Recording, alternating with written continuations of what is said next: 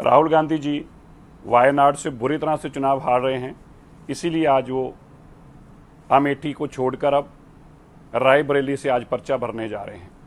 हालात इतने बुरे हैं कांग्रेस के कि अमेठी सीट जो उनकी पारिवारिक सीट थी उस पर कोई कार्यकर्ता चुनाव तक लड़ने को तैयार नहीं है और पंजाब से केएल शर्मा जी को चुनाव लड़ने को लाया गया है।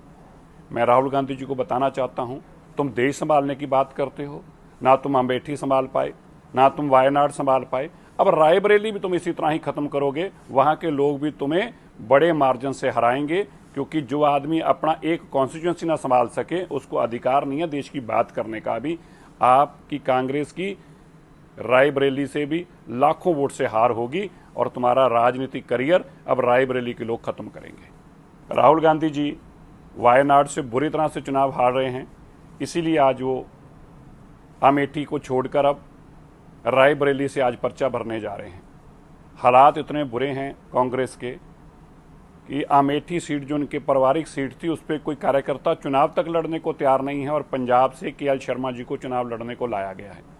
मैं राहुल गांधी जी को बताना चाहता हूं, तुम देश संभालने की बात करते हो, ना तुम अमेठी संभाल पाए, ना तुम वायनाड संभाल पाए, अब रायबरेली भी तुम इसी तरह ही खत्म करोगे। वहां के लोग भी तुम्हें बड़े मार्जिन से हराएंगे, क्योंकि जो आदमी अपना एक कॉन्स्टिट्यूंसी ना संभाल सके उसको अधिकार नहीं है देश की बात करने का भी। आपकी कांग्रेस की रायबरेली से भी लाखों वोट से हार होगी और तुम्हारा राजनीतिक करियर अब रायबरेली के लोग खत्म करेंगे। राहुल गांधी जी वायनाड से बुरी तरह से चुनाव हार रहे हैं, इसीलिए आज वो अमेठी को छोड़कर अब रायबरेली से आज पर्चा भरने जा रहे हैं।